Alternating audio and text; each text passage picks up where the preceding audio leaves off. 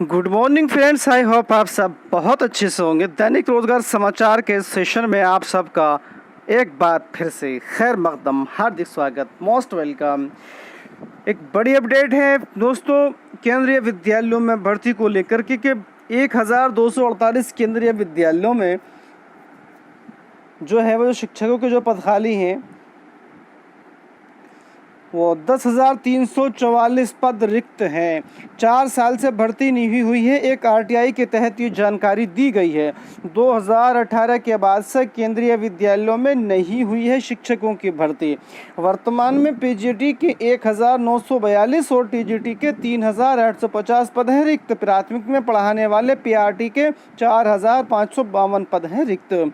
तो केंद्रीय विद्यालयों में एक बहुत बड़ी जो वैकेंसी है वो रिक्त पड़ी हुई है। अगर केंद्र सरकार यानी कि मोदी सरकार चाहे तो इन केंद्रीय विद्यालयों में रिक्त पड़े इन पदों को जो है विज्ञापन निकाल करके भरा जा सकता है और हमारे बेरोज़गार भाई जो कि तैयारी कर रहे हैं कंपटीशन एग्ज़ाम की, वो इसके ज़रिए से अच्छा रोज़गार पा सकते हैं और बेरोज़गारी कम कर सकते हैं।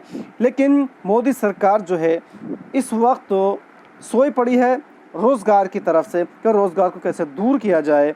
इसी कड़ी में केंद्रीय विद्यालय में 2018 से लेकर अब तक कोई भर्ती नहीं की गई है केंद्र सरकार के द्वारा।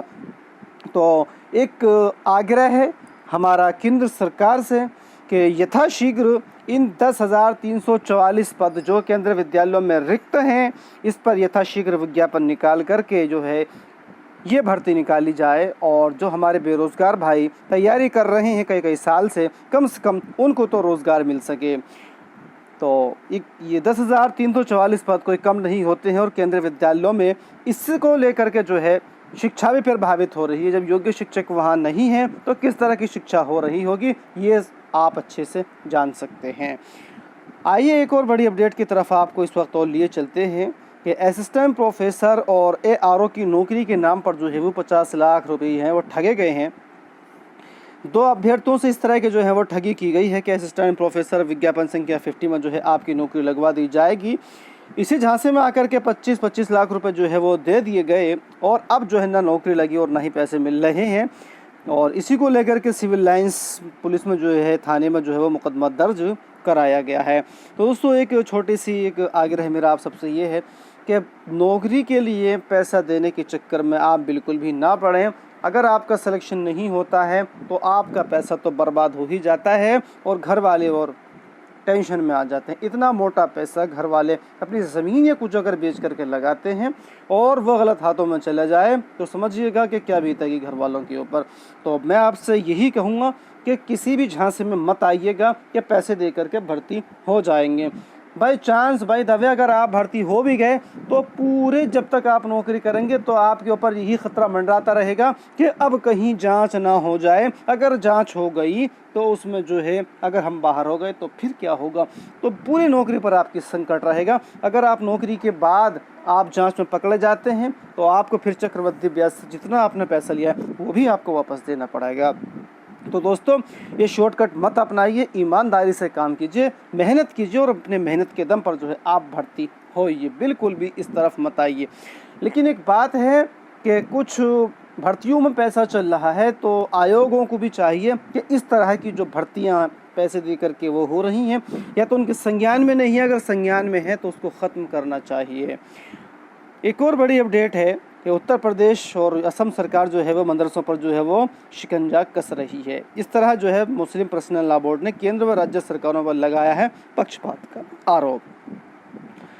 और जूनियर हाई स्कूल शिक्षक भर्ती के संशोधित परिणाम को लेकर के ये जो संशोधित परिणाम जारी होना है उसको लेकर के जो है वो लगातार प्रदर्शन जो है वो किया जा रहा है। सहायता प्राप्त जूनियर हाई स्कूलों में सहायक अध्यापकों के 1504 और प्रधान अध्यापकों के 390 पदों पर भर्ती के लिए आयोजित परीक्षा का संशोधित परिणाम जारी करने की मांग को लेकर अभ्यर्थियों ने शुक्रवार को परीक्षा नियामक प्राधिकारी कार्यालय पर जो है वो प्रदर्शन किया है। और एक और बड़ी अपडेट है और अच्छी खबर भी है कि यूपी में मदरसों को मान्यता देने की तैयारी चल रही है। 2017 से जब से योगी सरकार जो है वो सत्ता में आई थी तब से लेकर के अब तक उत्तर प्रदेश में किसी मदरसे को कोई मान्यता नहीं दी गई है। मदरसों की मान्यता को रोक दिया गया था। अब योगी सरकार सर्वे के ज़रिए ये कह रही है कि वो जो है मदरसों को मान्यता प्रदान करने जा रही है। एक अच्छा कदम इसे कह सकते हैं।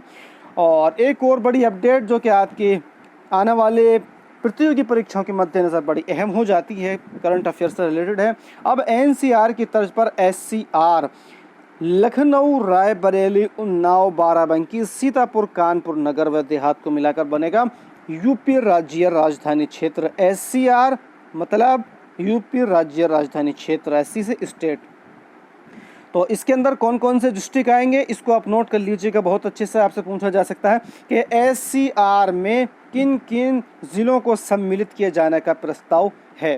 तो उसके अंदर है लखनऊ, रायबरेली, उन्नाव, बाराबंकी, सीतापुर, कानपुर नगर और कानपुर देहात। इसको आप अच्छे से नोट कर लीजिएगा। एससीआर जो है इन सभी ज़िलों को मिला करके बनेगा। बहुत अच्छे से इसको नोट कर लीजिएगा। मैं आपसे कह रहा हूँ ये सवाल आपको आने वाले प्रतियोगी परीक्षाओं में देखने को मिलने वाला है, तो इसे आप नोट कर लीजिएगा। एक और बड़ी करंट अफेयर से रिलेटेड अपडेट है कि स्वदेशी युद्धपोत INS विक्रांत को जो है वो राष्ट्र को समर्पित कर दिया गया है। और इसको कहाँ जो है जल में उतारा गया है, तो इसको जो है समर्पित जो किया गया है भारत को, वो किया गया है कोच्चि के अंदर यानी कि केरल के अंदर। तो इसको भी आप नोट कर लीजिएगा, ये प्रश्न भी आपको देखने को मिलने वाला है। तो दोस्तों इस वीडियो में इतना ही। वीडियो अच्छी लगे तो लाइक कीजिएगा, आप शेयर कीजिएगा और इसी तरह की दूसरी अपडेट्स पाने के लिए चैनल को सब्सक्राइब करना ना भूलिएगा। Thank you.